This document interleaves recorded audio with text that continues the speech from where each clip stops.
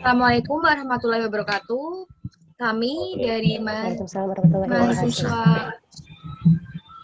dari mahasiswa Universitas Bina Sarana Informatika dari kelompok 2 yang beranggotakan 1.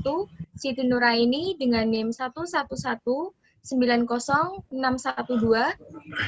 Mia Dwi Cahyani dengan NIM 111900621. Kemudian yang ketiga ada saya sendiri, Agustin Ratna Wijayanti dengan NIM 111900800. Kemudian ada Anis Nur Khalifah dengan NIM 111900809. Kemudian yang terakhir ada Muhammad Arfandi dengan NIM 111911198. Kami dari kelas 11 4B24 akan mempresentasikan mata kuliah Aksia dengan tema Sistem Informasi Akuntansi Keuangan berbasis framework Laravel di bidang apotik. Kemudian untuk latar belakang masalah. Saat ini perkembangan teknologi sangat cepat dan berkembang secara terus-menerus. Kebutuhan manusia akan informasi juga semakin bertambah. Manusia menginginkan informasi yang cepat dan dapat diakses dimanapun dan kapanpun sesuai yang diinginkan. Belakang itu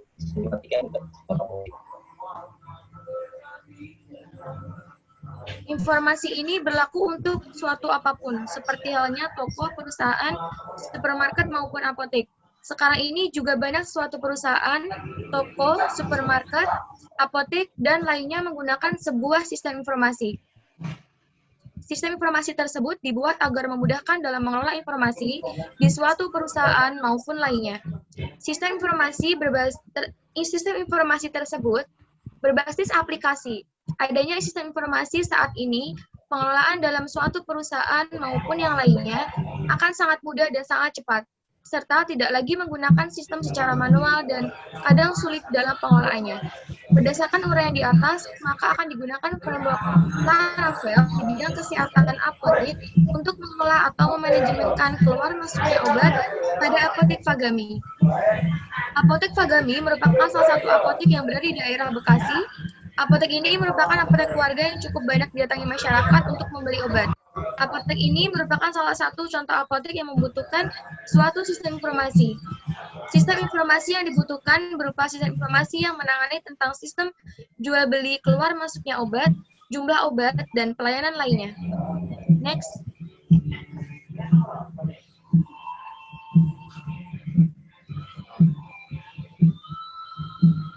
Selanjutnya, maksud dan tujuan. Adapun maksud dan tujuan dari penelitian ini adalah untuk menelaah sistem informasi akuntansi yang digunakan pada apotek Fagami. Yang kedua yaitu menghasilkan aplikasi berbasis framework Laravel di apotek Fagami guna mempermudah dan dalam pengelolaan sistem jual beli, keluar masuknya obat, jumlah obat, dan pelayanan lainnya.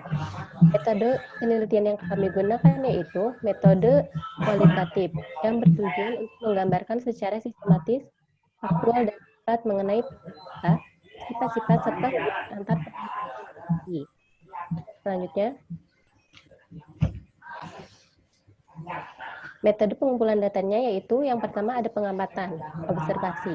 Observasi dilakukan dengan cara pengamatan langsung di apotek Fagami yaitu yang berlokasi di Jalan Cibarusah, Cikarang Selatan, Bekasi, Jawa Barat. Dan yang kedua yaitu wawancara atau interview. Penulis melakukan wawancara secara langsung dengan penjual atau pemilik apotek Fagami untuk mendapatkan data yang diperlukan. Selanjutnya materi.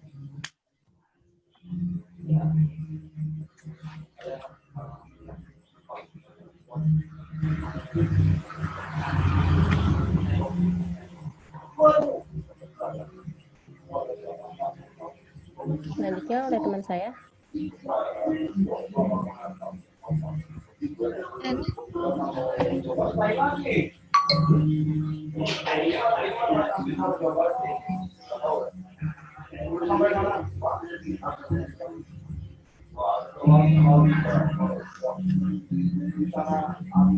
Software.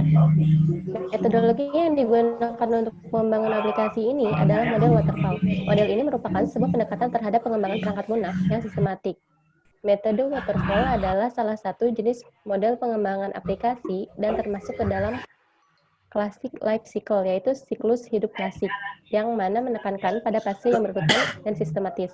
Untuk model pengembangannya dapat dianalogikan seperti air terjun, di mana setiap tahap dikerjakan secara berurutan mulai dari atas hingga ke bawah. Ada beberapa tahapan, yaitu yang pertama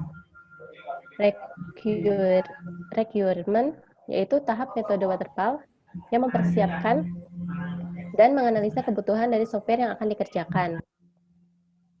Informasi dan insight yang diperoleh dapat berupa hasil wawancara, survei, literatur, observasi, hingga diskusi. Yang kedua yaitu desain. Tahap yang selanjutnya adalah pembuatan desain aplikasi sebelum masuk pada proses coding.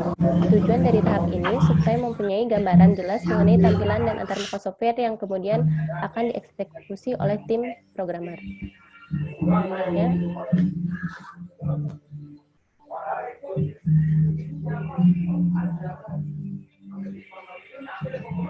Selanjutnya, ini lebih berfokus pada hal teknis, di mana hasil dari desain perangkat lunak akan diterjemahkan oleh ke dalam bahasa pemrograman melalui tim programmer atau developer.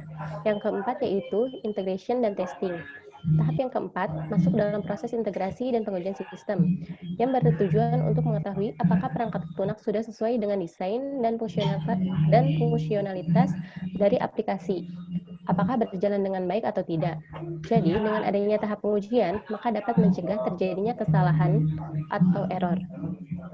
Yang kelima yaitu operation dan maintenance, yaitu tahap metode waterfall yang terakhir adalah pengoperasian dan perbaikan dari aplikasi. Setelah dilakukan pengujian sistem, maka akan masuk pada tahap produk dan pemakaian perangkat lunak oleh pengguna atau user. Untuk proses pemeliharaan memungkinkan pengembang untuk melakukan perbaikan terhadap kesalahan yang ditemukan pada aplikasi setelah digunakan oleh user. Jadi, pada intinya, model waterfall ini dalam proses pemakaiannya mengikuti prinsip dari air terjun, di mana setiap pekerjaan akan dilakukan secara berurutan, mulai dari atas hingga ke bawah. Hal tersebut yang merupakan karakteristik dari SDLC ini.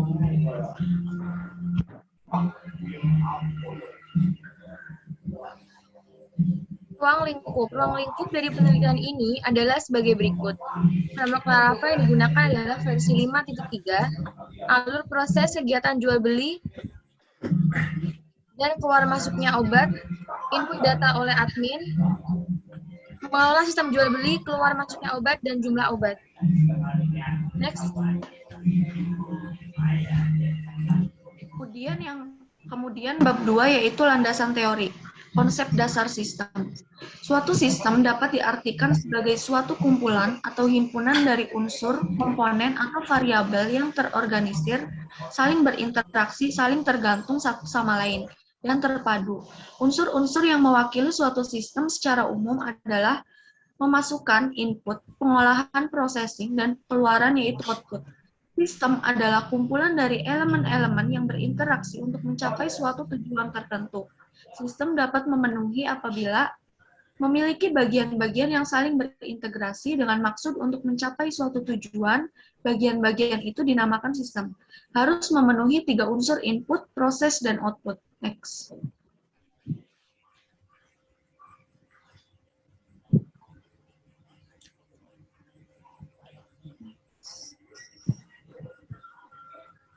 Konsep dasar program terdapat beberapa definisi yang berhubungan dengan pengertian aplikasi, pengertian program, dan database atau basis data. Pengertian aplikasi itu sendiri adalah kumpulan dari perintah program yang dibuat dan dikembangkan untuk memenuhi kebutuhan pengguna user agar mempermudah dalam menggunakan suatu program.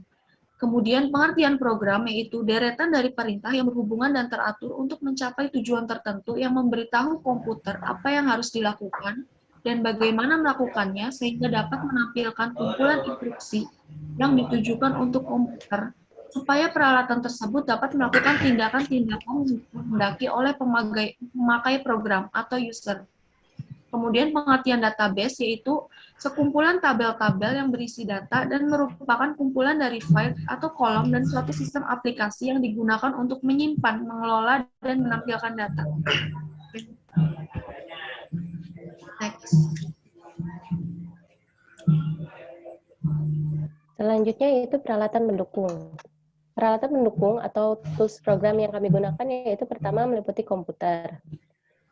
Yang kedua yaitu arsitek perusahaan, yaitu kita memakai Spark System Enterprise Architect. Dan ketiga yaitu Visual Studio Code, yaitu software yang kami gunakan. Selanjutnya,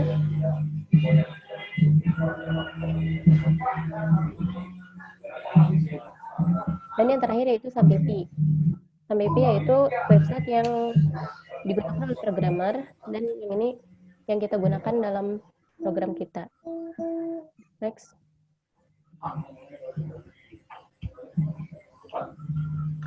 Sistem bisnis berjalan. Transaksi pembelian obat masuk, apotek Pagami melakukan transaksi pembelian obat-obatan kebutuhan apotek kepada supplier. Proses berawal dari bagian pembelian melakukan pemesanan obat. Mulai dari proses pemesanan obat atau bag. Pembelian mengirimkan surat pesanan kepada supplier setelah obat yang dibeli diterima oleh bagian pembelian. Maka akan dicek terlebih dahulu antara surat pesanan dan surat jalan yang diterima. Apakah ada cacat atau rusak dari barang atau tidak. Barang yang diterima akan dicatat dalam transaksi pembelian yang akan mempengaruhi stok dan akan membentuk jurnal pembelian. Transaksi retur. Jika terjadi barang rusak, maka akan dilakukan retur dan membuat surat retur yang ditujukan ke supplier. Transaksi penjualan obat. Melakukan transaksi penjualan obat kepada customer sesuai kebutuhan. Semua transaksi akan direkap dalam laporan kemudian diserahkan kepada admin. Selanjutnya.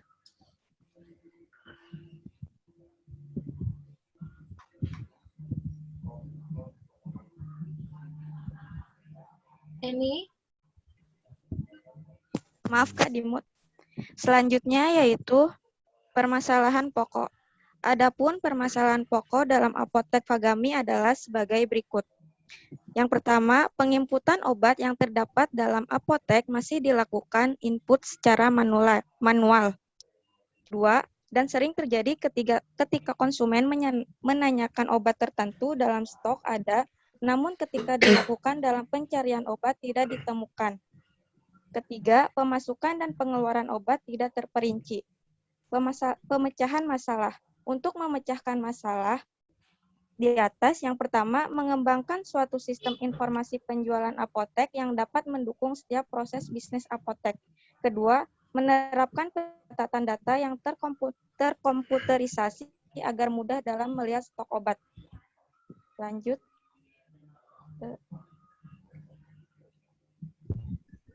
Analisis kebutuhan software. Analisis kebutuhan perangkat lunak adalah suatu aktivitas awal dari siklus hidup pengembangan perangkat lunak.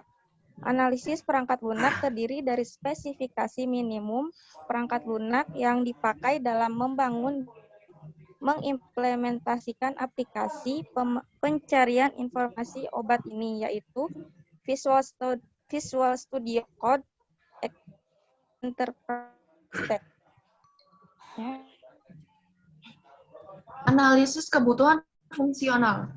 Transaksi dimulai dengan adanya pembelian obat pada supplier sesuai dengan permintaan, kemudian obat akan diterima dan dicek kesesuaian dan kelayakan.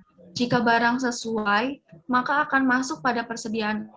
Tetapi jika tidak sesuai ataupun maka barang yang sesuai akan sesuai jenisnya untuk masuk pada stok persediaan. Laporan data stok akan diserahkan kepada admin. Untuk selanjutnya, terdapat transaksi penjualan pada konsumen dan akan menghasilkan laporan transaksi penjualan yang harus didata untuk diserahkan kepada admin. Pemakai sistem, yaitu admin atau kasir, usernya petugas, kemudian di mana perangkat lunak digunakan, yaitu di sistem persediaan obat dan penjualan. Data dan informasi yang akan diprosesnya yaitu data persediaan obat dan laporan penjualan. Next.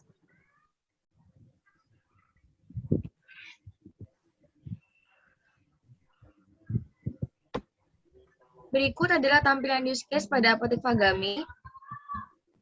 Di sini terdapat admin yang memiliki tugas yaitu akses halaman login, kemudian merencanakan persediaan obat, kemudian melakukan pembelian dan pesanan obat.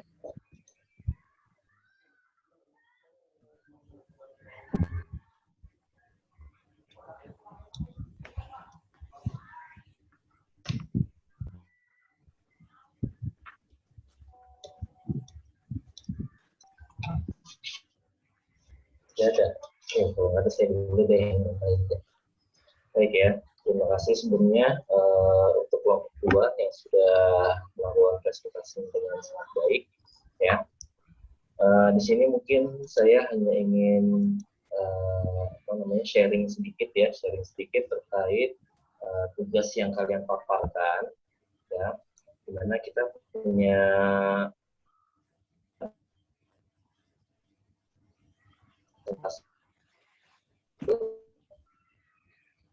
terkait dengan daftar isi makalah ya. Tadi ada latar belakang masalah, kemudian ada maksud dan tujuan, metode penelitian. Nah, coba bisa ditampilkan untuk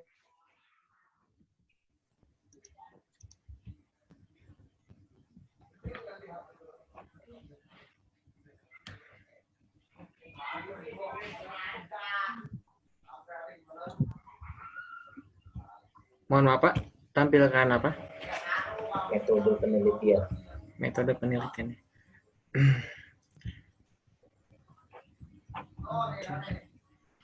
Metode penelitian. Slide berapa ya? Slide ke 4 atau 5 kalau nggak salah. Awal. Oh, Oke, ya. Jadi pada metode penelitian ini kalian menggunakan metode kualitatif ya. Menggambarkannya Apa? menggambarkan ini Pak, menggambarkan sistematis, faktual dan akurat yang mengenai fakta ini kayak alur dari proses penerimaan obat sampai terbentuknya laporan dari transaksi penjualan.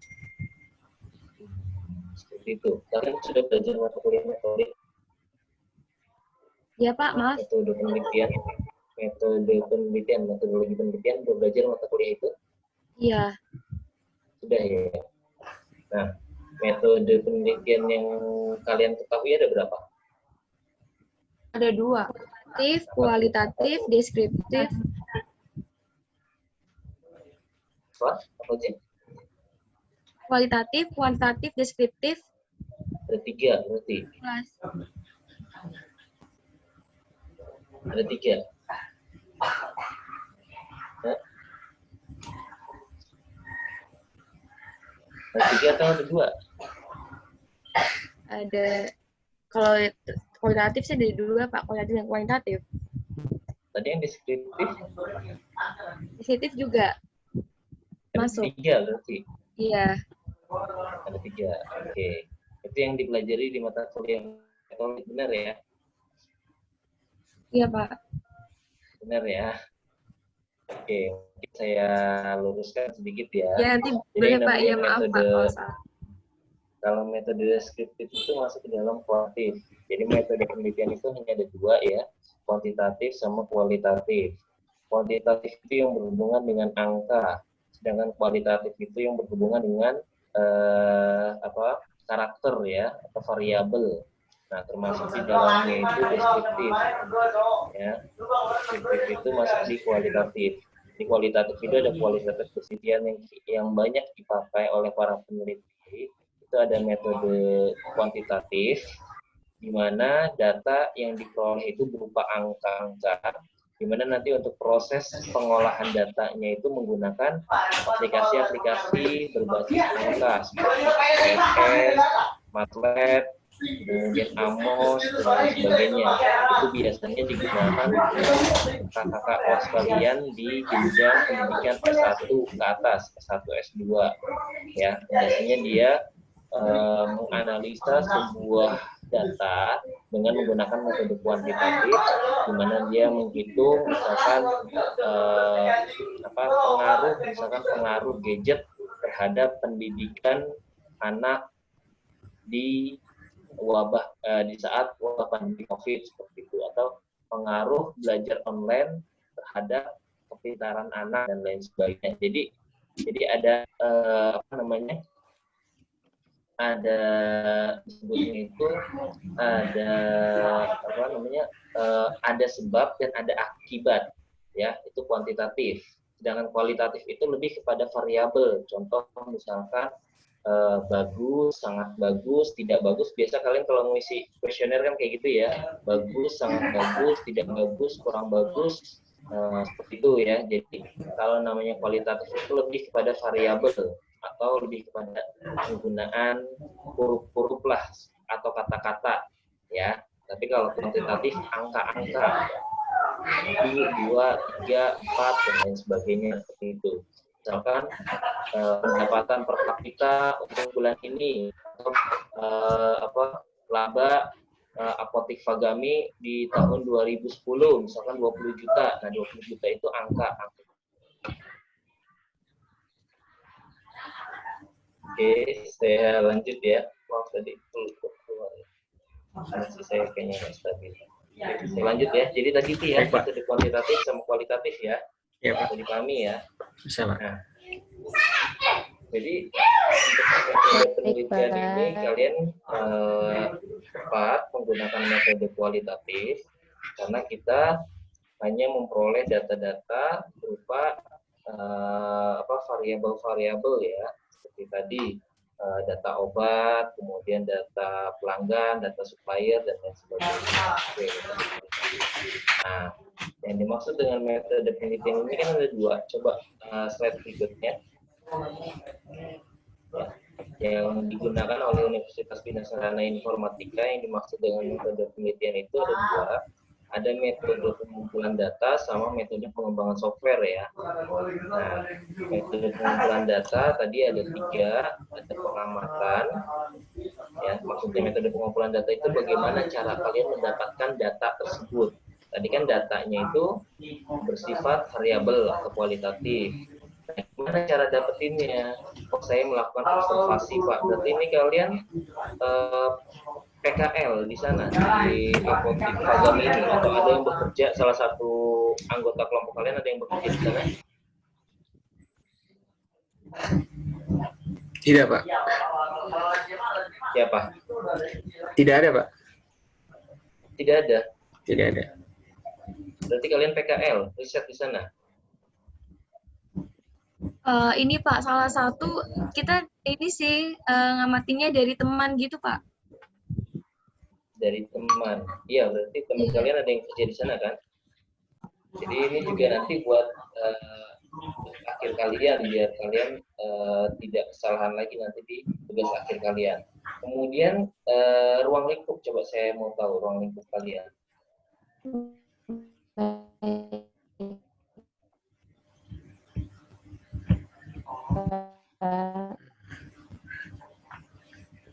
Nah, oke.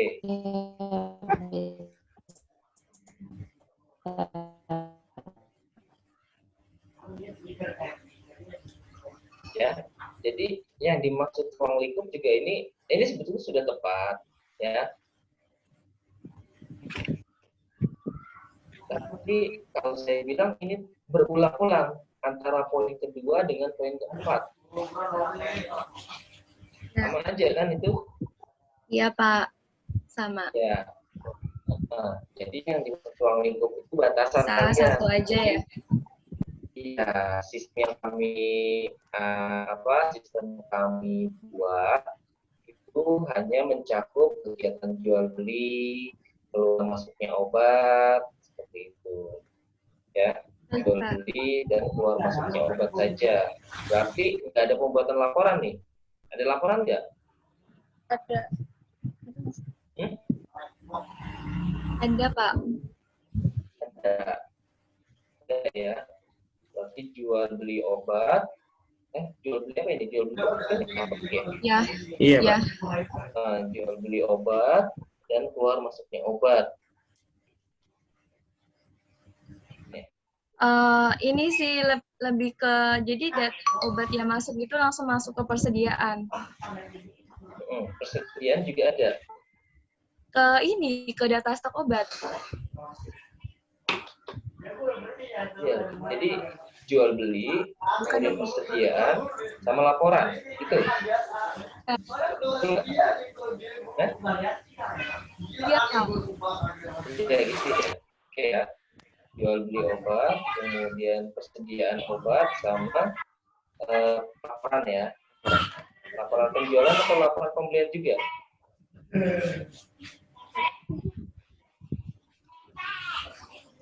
Di aplikasi kalian itu laporan pembelian, laporan penjualan, laporan persediaan, atau ketiga laporan? Ya, kenapa Pak? Untuk laporannya, untuk laporan pembelian, laporan pembelian, laporan persediaan, atau ketiga laporan ini? Laporan dari penjualan obat.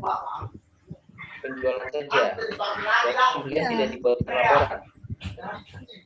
Belum sih Pak, belum. Nah, iya, jadi fungsinya ruang lingkup itu membatasi atau memberikan batasan dari sistem kalian, sehingga sistem kalian itu tidak terlalu luas atau tidak terlalu kompleks seperti itu.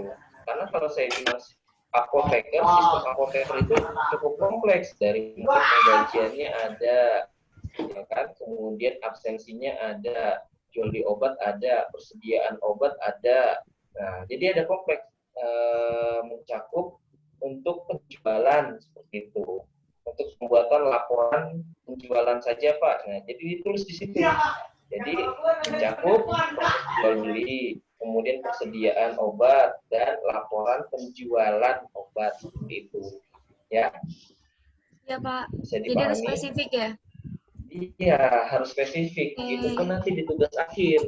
Kalau kalian nggak tulis spesifik, ya kalau dosen penguji nanya, ya nggak salah berarti dosen pengujinya. Karena di ruang lingkup kalian juga tidak diperinci seperti itu. Ya. Ya Pak. Oke ya. Kemudian coba masuk ke proses bisnis sistem berjalannya di bab 3.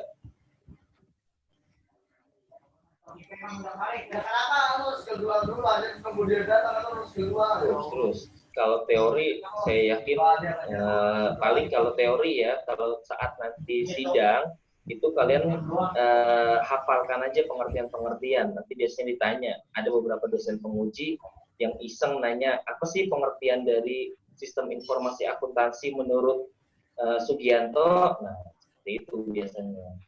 Itu isengnya dosen aja di situ, dosen penguji. Kalau saya lihat di bab juga. Oke Pak. Baik Pak. Mbak, ini ya? Iya Pak. Bab 3 untuk sistem bisnis sebenarnya. Berarti transaksinya ada pembelian obat, kemudian retur, penjualan obat, persediaannya mana?